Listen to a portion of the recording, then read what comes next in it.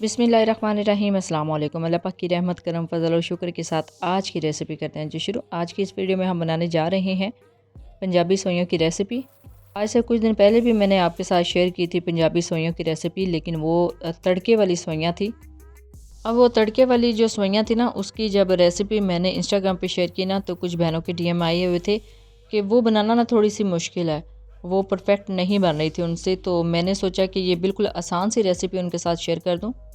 बिस्मिल्लाहिर्रहमानिर्रहीम। चलते हैं जी रेसिपी की तरफ। तो यहाँ पे ले ली है मैंने 3 कप सवैयाँ। इसको पंजाबी सवैयाँ बोला जाता है और ये हैंडमेड सवैयाँ होती हैं। पहले ना ये सिर्फ विलेजेस में हवातीन बनाती थी हैंडमेड सवैयाँ, लेकिन अब ये ना इजीली मार्केट से भी मिल जाती हैं, शॉपिंग मॉल्स में भी ये पैकिंग में पड़ी होती हैं, आप इजीली परचेज़ कर सकते हैं। अब इसको आसानी से बनाने के लिए यहाँ पे मैंने पानी को अच्छे से बॉईल कर लिया है। इसके अंदर सिंपली इनको डाल देना है बिस्मिल्लाहिर्रहमानिर्रहीम। लेकिन कोशिश कीजिएगा पानी पहले बहुत ही अच्छे तरीके से गर्म हो जाए, बॉइलिंग पे आ जाए। उसमें ऐड करेंगे सवैयाँ और सवैयों को ना चमचा हिलाते हुए पका लेना है। 4 से 5 मिनट लगेंगे जस्ट इनको बॉयल करना है।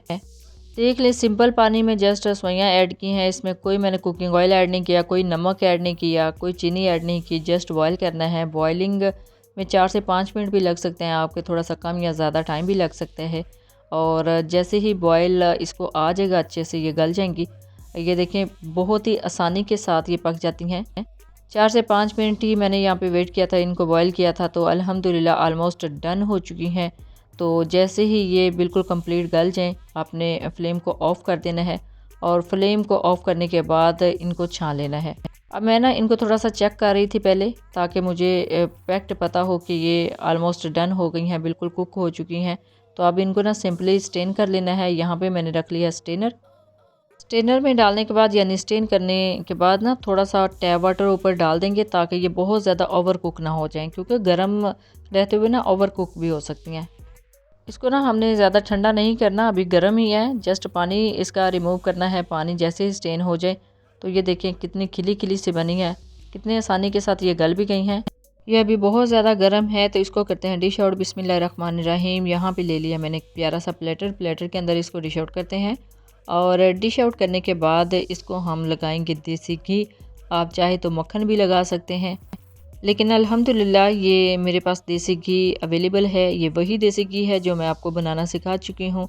यानी घर में जो दूध आता है उसकी मलाई से किस तरह आप मक्खन बना सकते हैं, फिर उसी मक्खन से किस तरह आप देसी घी तैयार कर सकते हैं। तो वो वीडियो भी आपको मेरे YouTube channel Punjabi food and travel से मिल जाएगी। देसी घी लगाने के बाद ऊपर आप थोड़ी सी चीनी जो है ना, सिंपल चीनी, वो स्प्रिंकल कर देंगे। अब देसी घी का यहाँ पे ये बेस्ट मुझे पार्ट लगता है कि देसी घी को ना इस तरह कच्चा भी खाया जा सकता है। अब इसके ऊपर ना बादाम स्प्रिंकल करेंगे, कुछ मेवाजात आप चाहें तो स्प्रिंकल कर लें। ऐसे ही खाना चाहते हैं तो सिंपल भी खा सकते हैं। हाँ जी, देसी घी का मैं आपको बता रही थी कि देसी घी का सबसे बड़ा बेनिफिट ये है कि ये इसी तरह कच्चा भी खाया जा सकता है, यानी किसी चीज़ के ऊपर डाल के सिंपली भी आप खा सकते हैं। तो बहुत ही हेल्दी और बहुत ही फ़ायदेमंद है आपकी हेल्थ के लिए। तो अल्हम्दुलिल्लाह फाइनली हमारी जो रेसिपी ऑलमोस्ट डन हो चुकी है। तो ये लीजिए, जिनको तड़के वाली सवैयाँ बनाना थोड़ी सी मुश्किल लग रही थी, उन्हीं के लिए ये मैंने रेसिपी स्पेशली बनाई है।